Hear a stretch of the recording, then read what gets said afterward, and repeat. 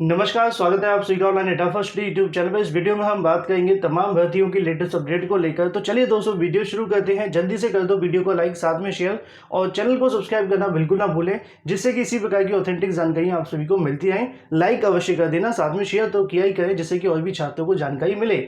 शुरुआत करेंगे TGT PGT 2021 के बारे में। जैसा कि आप सभी जानते हैं कि कल की तारीख में इसकी तारीखों का ऐलान कर दिया गया है आधिकारिक तौर पे, जिसके अंदर आपको बताया गया है कि टीजीटी की आपकी जो परीक्षा होगी वो 7 से 8 को होगी और 17-18 को आपको पीजीटी की परीक्षा देखने के लिए मिलेगी।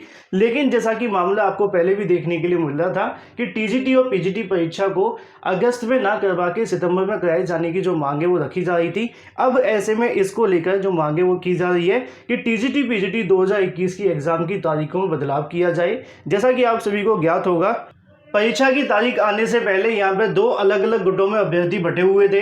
कुछ अभ्यर्थी का कहना था कि इस परीक्षा का जो आयोजन है वो अगस्त में होना चाहिए, जैसा कि चयन बोर्ड भी चाहता है। तो दूसरी तरफ कुछ छात्रों का यहाँ पे कहना था कि इस परीक्षा का जो आयोजन है सितंबर के अंदर होना चाहिए, जो कि आप सभी जानते हैं उन छात्रों की तरफ से मांग की जा रही है। उनका कहना है कि कोरोना के चलते पढ़ाइयाँ नहीं हो पाई हैं, चाहे उनके घर में कोई संक्रमित था या वो खुद हो गए थे, या जो भी चीज़ें देखने के लिए मिल रही थी। अब सबकी अपनी अलग अलग चीज़ें हैं। लेकिन अब अगर हम देखें तो हाल ही में आप सभी ने देखा था कि डिप्टी सीएम के साथ में जब मुलाकात हुई थी तो वहां पर भी प्रस्ताव भेजा गया था कि इस परीक्षा का जो आयोजन है सितंबर के प्रथम सप्ताह में करवाया जाए।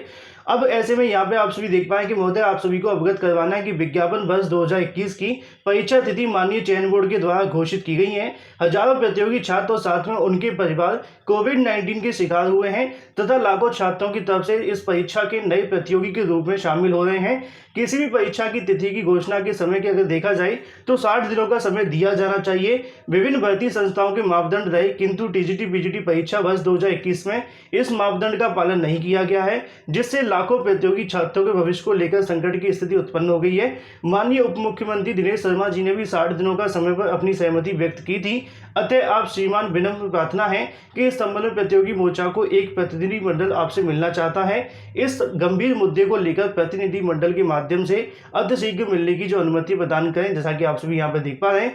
अब यहाँ पे आप सभी को स्पष्टीकरण देखने के लिए मिल जाता है कि टीजीटी पीजीटी 2021 को लेकर चयन बोर्ड को एक पत्र भेजा गया है, जिसके अंदर मांग की गई है कि यहाँ पे जो छात्र संगठन उनकी तरफ से मुलाकात की जाएगी और इस परीक्षा की जो तारीखें घोषित की गई है अगस्त के अंदर, उसको हटाकर सितंबर के अंदर जो मांगे वो की जा रही है, जो कि पहले से आपको देखने के लिए मिल रही थी। यहाँ पे बताया भी गया है कि डिप्टी सीएम के साथ जब मुलाकात हुई थी तो उस समय भी ये चीजें देखने के लिए मिली थी कि सितंबर के प्रथम सप्ताह में साथ में 60 दिनों का समय दिया जाना चाहिए। लेकिन अगर जैसा कि आप जानते हैं चयन बोर्ड की तरफ से परीक्षा की तारीखों में बदलाव किया जाता है तो हो सकता है कि मामला लटक जाए, क्योंकि सुप्रीम कोर्ट में भी एफिडेविट देना पड़ेगा कि हमें ये परीक्षा अगस्त से उठाकर सितंबर में करवानी है। फिर दोबारा से कार्यक्रम बनवाना पड़ेगा और फिर उसके बाद में आप सभी जानते हैं कि कहीं कोरोना की थर्ड वेव आ गई तो दिक्कतें देखने के लिए मिल सकती हैं, क्योंकि तमाम स्टडीज़ के अंदर ऐसा दावा किया जा रहा है कि थर्ड वेव अगस्त और सितंबर के बाद कभी भी देखने के लिए मिल सकती है और सितंबर अक्टूबर में आने की संभावना ज़्यादा है।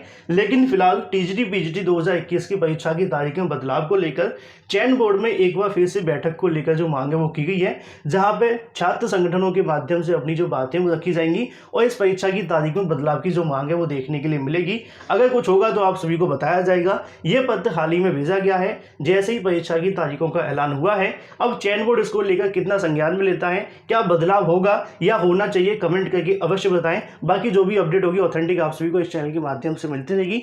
वीडियो को लाइक और साथ में शेयर करना तो बिल्कुल ना भूलें। ये बात हो जाती है चयन बोर्ड की टीजीटी पीजीटी के बारे में। वहीं दूसरी तरफ बात करें 69,000 की थर्ड काउंसलिंग को लेकर, मुझे उम्मीद है कि हजारों छात्र थर्ड काउंसलिंग का इंतजार कर रहे होंगे और दिन भर कहीं ना कहीं इसी चीज को लेकर इंतजार में है कि कब आपकी जो चयन सूची जारी होगी। और पिछले 6 महीनों से छात्र लगातार मुझसे भी उम्मीद लगा करके बैठे कि मैं उनको सेफ गोडाउन की वीडियो बना करके दूंगा। लेकिन असल में आज मैं अपनी 2 बातें आप सभी के सामने शेयर करना चाहता हूं कि मैंने हमेशा से आप सभी के सामने ऑथेंटिक जानकारी देने का प्रयास किया है। अगर आपने हमें 69,000 में फॉलो किया होगा तो वहां पे हमारे पास जो ऑथेंटिक था आपको डिलीवर किया गया, ठीक है। मैंने ज़्यादा गोडाउन को लेकर वीडियो उस समय भी नहीं बनाए थे। अगर आप निकाल करके देखें तो 3 से 4 वीडियोस होंगे जो आपके गोडाउन के बारे में होंगे, जिसमें टॉप का विश्लेषण करके आप सभी को बताया गया था, ठीक है। अंत वाला भी आपने देखा होगा तो पूरे तरीके से सही निकला था। इसके बाद अब छात्रों के मन में सवाल था कि सर थर्ड काउंसलिंग का करवाइए। सही जानकारी के मुताबिक अगर समझे, गुणांक बनाने का जो तरीका होता है वो सीटों की संख्या के आधार पर होता है। जब 69,000 की बची हुई सीटों पर काउंसलिंग हो रही थी तो यहाँ पे सीटों की संख्या 10,000 थी। धीरे धीरे उम्मीदें 8,000 की रह गई, फिर 7,000 की रह गई। कल परसों समाचार पत्रों के अंदर मुख्यमंत्री की तरफ से और भी सब जगह से 6,000 सीटें बताई गई। फिर हमने सोच ही लिया कि हम 6,000 सीटों पर गुणांक बता देंगे, जिससे कि जो भी होगा गलत हो जाएगा तो कोई दिक्कत नहीं है, क्योंकि हमने तो 6,000 सीटों पर बता दिया है। अगर आगे आने वाले समय के अंदर सीटों की संख्या ज़्यादा भी हो जाएगी तो छात्रों को बेनिफिट मिलेगा। लेकिन दिक्कत यहाँ पे आ रही है कि सीटों की संख्या तय नहीं हो रही है, रोज सीटों की संख्या गलत हो जाती है। एक हफ्ते पहले बताते हैं 7,000 पे आएगी, फिर कहते हैं 6,000 पे आएगी, फिर कहते हैं 4,000 पे आएगी, बार बार डाटा मांगते हैं और सीटों की संख्या फिर कम हो जाती है। समझ के परे तो ये गुणांक कैसे बनाया जाए। आपसे कोई जानकारी अगर पूछी जाए, आपको बोले कि आपके पास में पूरा डाटा निकाल के दे दो, अब डाटा जैसे ही निकालते हैं आप सीटों की संख्या चेंज कर देते हैं। कुछ ऐसा ही हमारे साथ हो रहा है। चलिए मैं आपको दिखाता हूँ थर्ड चयन सूची के बारे में। अब हो सकता है कि मेरी बातें आप सभी को बुरी लगें, लेकिन सोशल मीडिया पे एक चयन सूची वायरल की जा रही है जिसके अंदर जानकारी आपको देखने के लिए मिल रही है, जिसमें मंडल वाइज आप सभी को सीटों की संख्या आ जाती है। बहुत सारे छात्र मुझसे कमेंट करके पूछ भी रहे थे क्या सर 4,600 पदों पर चयन सूची आने वाली है, तो इसकी जानकारी मैं आप सभी को दे दूँ। आधिकारिक तौर पर तो कुछ नहीं बताया गया है और ना ही इसके अंदर कुछ जानकारी देखने के लिए मिली है, लेकिन यहाँ पर सीटों की संख्या के बारे में जानकारी आप सभी के समक्ष है, जो कि टोटल 75 जिलों की है। ठीक है, यहाँ पे आप सभी देखते जाइए, नीचे आप सभी के अलग अलग जिले लिखे हुए हैं। कई छात्रों की तरफ से मुझे बताया भी गया है कि कुछ जिलों की सीटों के अंदर भिन्नता भी है ना, क्योंकि बीएसए ने कहा था कि लगभग 150 सीटें गई हैं, तो यहाँ पे सीटों की संख्या उससे भी कम है। ठीक है, तो चलिए मैं आपको नीचे लेकर के चलता हूँ, जिससे कि समय बचेगा और हमारे लिए आसान भी होगा। अब यहाँ पर मामला ये है, अब यहाँ पे आप लोग देख लीजिए, सबसे नीचे 75 जिलों का टोटल आप सभी के सामने आ जाता है। 69,000 शिक्षक भर्ती, 67,867 को यहाँ पे नियुक्ति पत्र दिए गए थे, मतलब चयन सूची जारी हुई थी, नियुक्ति पत्र इतनों को मिले थे। टोटल सीटों की संख्या इतनों की खाली रह गई थी, विसंगति वाले मामले आपको इतने देखने के लिए मिले।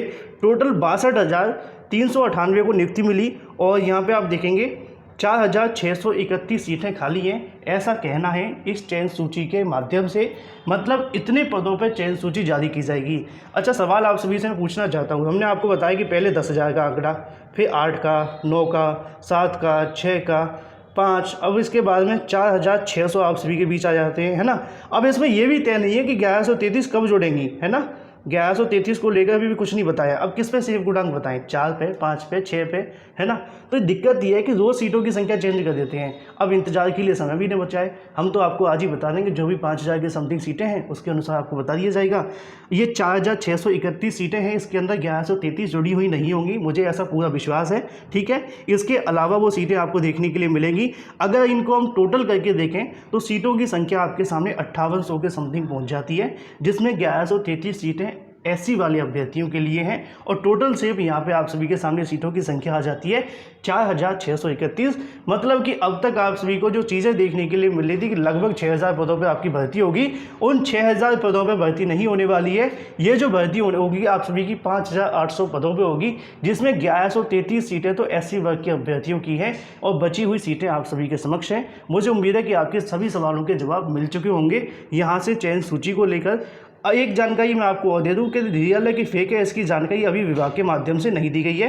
तो ऐसे में अगर आप लोग ये सोचें कि मैं आपको इसको फेक बता रहा हूँ, रियल बता रहा हूँ, इसकी जानकारी आपको देर शाम तक दी जाएगी, क्योंकि अधिकारियों की तरफ से अभी तक कुछ नहीं बताया गया है। उनका तो ये भी कहना था कि आज ही आपकी चयन सूची जारी कर दी जाएगी, लेकिन अभी तक एनआईसी के माध्यम से इसके बारे में स्पष्टीकरण नहीं दिया गया है। तो आप लोग देर शाम तक इंतजार कर लें। ना तो इसको रियल कहा जा सकता है, ना ही फेक कहा जा सकता है, क्योंकि डाटा निकला है तो कुछ न कुछ तो इसके अंदर चीज़ें होंगी। तो ऐसे में अब आप लोग अंदाज़ा लगा के देखिए कि विभाग के माध्यम से हर एक चीज़ इतनी छुपा छुपा के की गई है। अगर सीटों की संख्या इतनी कम है तो गुणांक और भी कम हो जाएगा। मैं आपको देर शाम तक सारी जानकारी दे दूंगा गुणांक के बारे में और भी बची हुई चीज़ों को लेकर। तो ऐसे में जो भी छात्र ये पूछें कि थर्ड चयन सूची जारी हो गई है, जो सीटों की संख्या आपको सामने दिखाई जा रही है, उसको लेकर अभी स्पष्टीकरण नहीं है, लेकिन इसमें जो जानकारी दी गई है अगर ये बिल्कुल भी सही निकल जाती है तो सीटों की संख्या आपके सामने और कम है। बार बार मैंने तो कहा था कि सीटों की संख्या शासन ने नहीं बताई है, ये पूरे तरीके से गलत है। 1 महीने डाटा कलेक्ट किया, उसके बाद में डाटा के बाद सीटों की संख्या फिर से कम हो गई, है ना।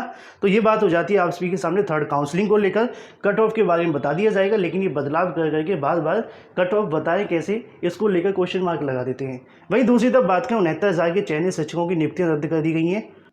तो यहाँ पे भी आप सभी को देखने के लिए मिल जाएगा लगभग 10 शिक्षकों की नियुक्ति निरस्त हो गई हैं और साथ में रिकवरी का जो आदेश है वो दे दिया गया है। मामला ये है कि इनके ऑनलाइन आवेदन में साथ में मूल अभिलेखों के अंदर नंबरों की भिन्नता पाई गई थी। इन्होंने अपनी होशियारी को दिखाते हुए नौकरी ले ली। अब नौकरी लेने के बाद में जब जांच हुई तो जांच में पाया गया अब इनकी यहाँ पे जो नियुक्ति को रद्द कर दिया गया। 10 सीटें भी खराब हो गई, कम गुणांक वालों को नहीं मिली और इनकी भी नहीं बची। अब ऐसे में ये सारी सीटें कहाँ जाएंगी कुछ पता नहीं है, क्योंकि जब जब डाटा मांगा जाता है सीटों की संख्या कम हो जाती है। अब थर्ड काउंसलिंग भी होने वाली है, तो ये 10 सीटों का क्या होगा ये तो नहीं पता, लेकिन फिलहाल यहाँ पर 10 शिक्षकों की नियुक्ति जो है निरस्त हो गई है और वेतन लेने का वापस लेने का जो आदेश है वो भी दे दिया है। वहीं दूसरी तरफ 31,000 प्राथमिक शिक्षक भर्ती के अंदर बीएड अभ्यर्थियों के लिए तलवार लटकती हुई दिखाई दे रही है। सभी के लिए नहीं है, सिर्फ कुछ बीएड अभ्यर्थियों के लिए है। जैसा कि आप सभी देखेंगे, रीट 2021 के अंदर राजस्थान के इन बीएड छात्रों के 17वीं रीट परीक्षा से बाहर होने का डर। मामला क्या है आप सभी यहाँ पे देख पाए कि राजस्थान में बीएड सेकेंड ईयर के छात्रों के राजस्थान शिक्षक पात्रता परीक्षा रीट से बाहर होने का डर सता रहा है। ये छात्र राज्य सरकार के घर घर जाकर इंटर्नशिप करवाने के लिए निर्णय से काफ़ी ज़्यादा नाराज हैं। दरअसल शिक्षा मंत्री अगर बात करें, शिक्षा विभाग ने आला अधिकारियों ने बैठक कर निर्णय लिया था कि सीगी डीलेड साथ में बीएड एमएड और बीएड वाले अभ्यर्थी जो भी होंगे, करीब 2 लाख स्टूडेंट को प्रदेश भर के सरकारी स्कूलों से जोड़कर उन्हें अध्यापकों के साथ फील्ड में भेजा जाएगा। उसी को लेकर यहाँ पर ये नाराज हैं। गौरतलब है कि बीएड के छात्रों को प्रथम वर्ष में बिना परीक्षा के प्रमोट किया गया था। प्रदेश के करीब 1400 बीएड कॉलेज में 1.5 लाख से ज़्यादा अभ्यर्थी पढ़ रहे हैं। ऐसे में इन सभी को बाहर होने का डर सता रहा है और ये बाहर हो सकते हैं। जो भी अपडेट होगी आप सभी को इस चैनल के माध्यम से मिलती रहेगी। फिलहाल इस वीडियो के माध्यम से thank you for watching this video.